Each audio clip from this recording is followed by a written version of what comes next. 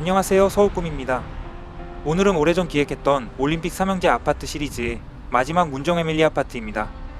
풀네임으로는 올림픽 에밀리 타운 아파트로 올림픽 에밀리라고 하면 올림픽 선수촌 아파트와 혼동이 되어서 외부에서는 그냥 문정 에밀리 아파트로 부르는 단지입니다.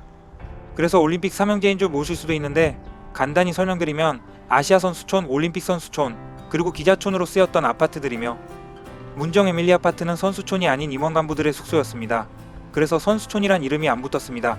붙었으면 메이커화 되었을 텐데 조금 아쉽네요.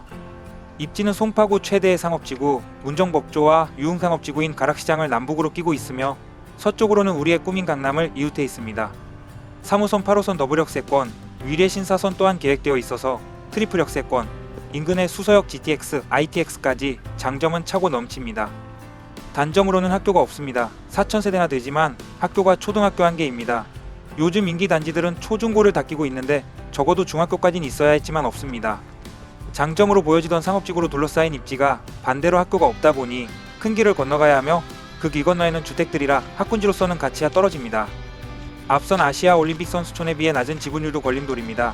낡은 아파트는 재건축 희망이 가격을 지탱해주는데 지분율이 66평형이 31평 50%가 안됩니다. 제일 작은 32평의 경우 14평 정도 수준이어서 용적률 194%로 최대로 뽑은 탓에 지분율이 다른 올림픽들에 비해 많이 작습니다. 사업성이 떨어진다는 이야기죠. 중요한 것은 장단점을 한 단어로 평정하는 단점이 있습니다. 그 단점은 고도 제한입니다.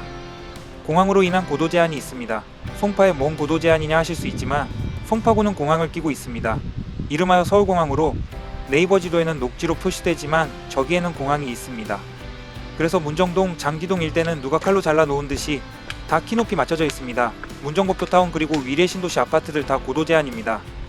어떤 재건축들은 용적률 500% 풀자고 지금 난리인데 여긴 다른 나라 이야기입니다. 관계가 없습니다.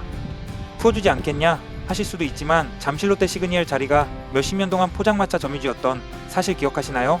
다 공항 때문이었습니다. 어떤 대통령이 활주로 수정해줘서 할 수 있던 거였지만 아파트 짓겠다고 고도 제한 날려줄 대통령 찾기는 쉽지 않을 겁니다. 저 네 글자가 올림픽 에밀리 타운의 모든 것입니다. 구축 아파트들 학군하고 재건축 이슈 없음 버려집니다. 근데 문정 에밀리는 두 가지 다 가지지 못했습니다. 재건축 앞으로 못하지만 용적률이라는 당근으로 이목 잡아야 하는데 문정 에밀리는 이것도 못합니다. 반대로 이야기하면 허파에 바람 들어가서 돼도 않는 70층 꿈꾸는 아파트들보다는 진짜 재건축 30층 이하의 진심일 수 있다는 이야기입니다. 현실성 있는 재건축 단지라는 거죠. 이 단점, 고도 제한이 몇 년 후 허파에 바람 들어가서 안 되는 단지들보다 각광받을 수 있을지는 시간이 답을 줄 것 같습니다. 결론, 문정 에밀리 아파트의 모든 것 고도 제한 끝.